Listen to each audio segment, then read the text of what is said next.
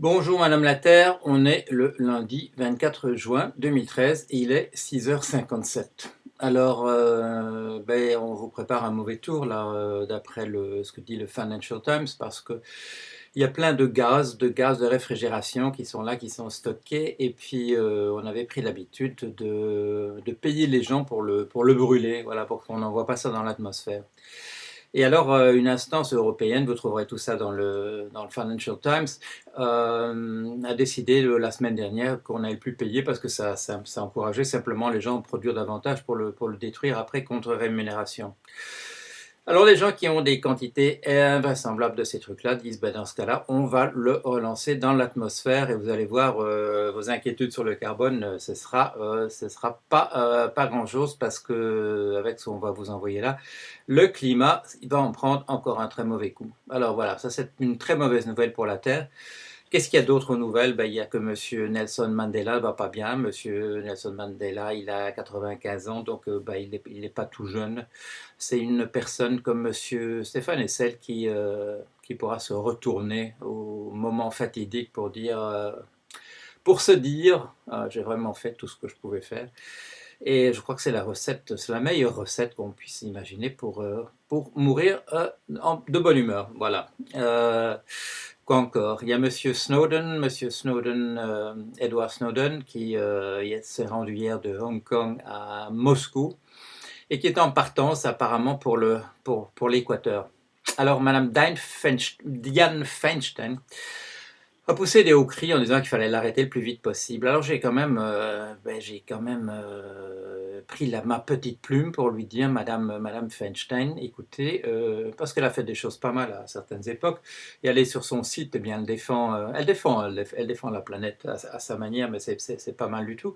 Mais alors dans ce cas-là, je lui dis, écoutez, il y a des citoyens ordinaires et ces gens-là, il faut les protéger, il faut protéger leur liberté civile, comme on dit aux États-Unis, excusez-moi, et pas simplement prendre toujours le parti de la machine à broyer les hommes 1984. Alors j'ai écrit ça. Alors j'avais écrit aussi à deux personnes qui ont fait un rapport pour la banque JP Morgan Chase. Et ce rapport, si vous le lisez comme ça, sans faire trop attention, ça a l'air de dire que moins une société est démocratique, mieux ça vaut.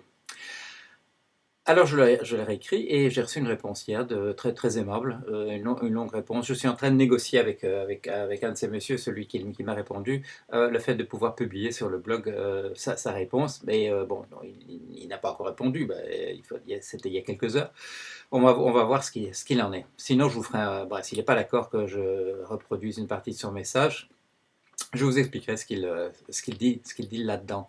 À première vue, effectivement, c'était assez inquiétant et c'était l'un d'entre vous qui m'avait attiré l'attention là-dessus. En fait, vous avez été plusieurs, mais j'avais répondu à la sollicitation d'une personne. Alors, quoi d'autre? Quoi d'autre? Bien, Monsieur Obama aux États-Unis, il a dit, bah, Monsieur Bernanke, ça fait un moment qu'il voudrait partir, on va essayer de l'aider, on va essayer d'arranger ça. Ambiance, ambiance. Pourquoi? Eh bien, parce que bah, les marchés boursiers américains en particulier ont été bien secoués la semaine dernière, parce que Monsieur Bernanke a dit, bah, tout cet argent qu'on a créé, il faudra bien qu'un jour on le retire de la circulation. Voilà.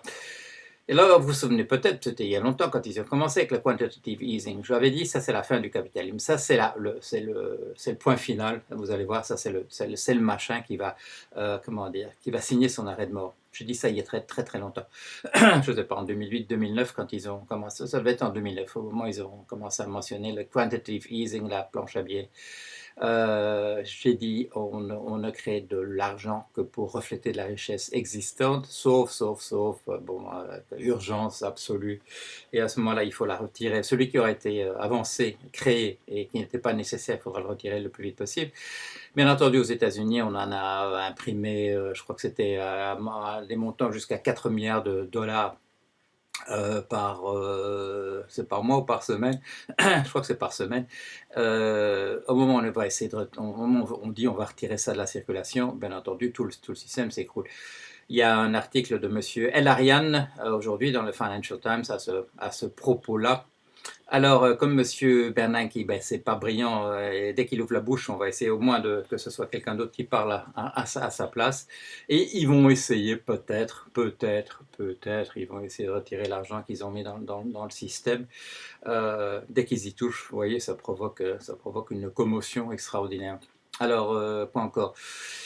En Chine, un article très bien de Martine Orange, c'était le 21 juin, c'est-à-dire vendredi, un très bon article sur la situation en Chine. Ils sont dans une crise du crédit qui ressemble très fort à celle dans laquelle les États-Unis se trouvaient en 2007, donc c'est pas rassurant de ce côté-là.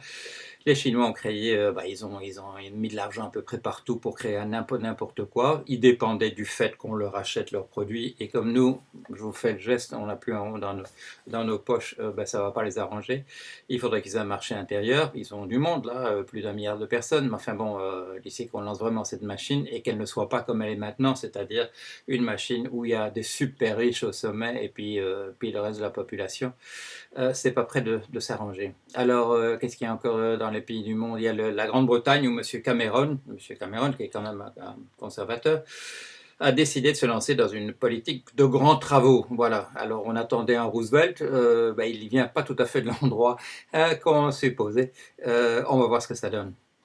Alors, quoi encore? Je fais un truc rapide, hein, s'il me vient dans cette formule-là, s'il me vient d'autres choses à dire, eh ben, je referai un bonjour, Madame la Terre, suivant.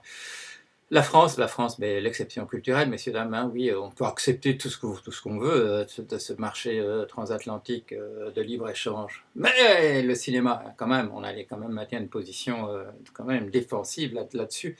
On n'allait pas tout brader, on allait garder le cinéma avec l'exception culturelle. C'est bien l'exception culturelle, hein. Même Monsieur Spielberg en avait dit du bien quand il est passé à Cannes l'autre jour. Je suis pas contre, non, non, c'est très bien. Mais si c'est simplement pour faire passer la pilule, c'est une grosse pilule, hein, vraiment une grosse pilule du marché transatlantique, c'est peut-être pas. Et alors, bon, Monsieur Barroso, lui, il n'est pas content, il fait les gros yeux, il dit voilà, voilà, c'est vraiment réactionnaire, réactionnaire. Il faudrait un peu éplucher ce qu'il dit, lui, hein, pour voir s'il n'y a pas de réactionnaire là-dedans. On va peut-être trouver quelque chose ici et là. Enfin voilà, donc toute cette affaire-là n'est pas terminée parce que voilà, comment dire, dans le domaine de la distraction du public, on a maintenant une querelle entre M. Barroso et puis M. Montebourg qui a pris qui a pris la tête de la croisade anti Barroso. Et on va pouvoir se distraire pendant un moment avec cette histoire-là. Voilà, j'arrête là. Comme je vous dis, si cette formule marche, eh bien, dès que j'aurai autre chose à ajouter, je ferai une petite vidéo parce que finalement, c'est pas très compliqué à faire. Pour les histoires un peu plus importantes, je les garde pour, voilà, pour le temps qu'il fait, que je fais soit le jeudi soir ou le vendredi matin. Voilà, à la prochaine édition.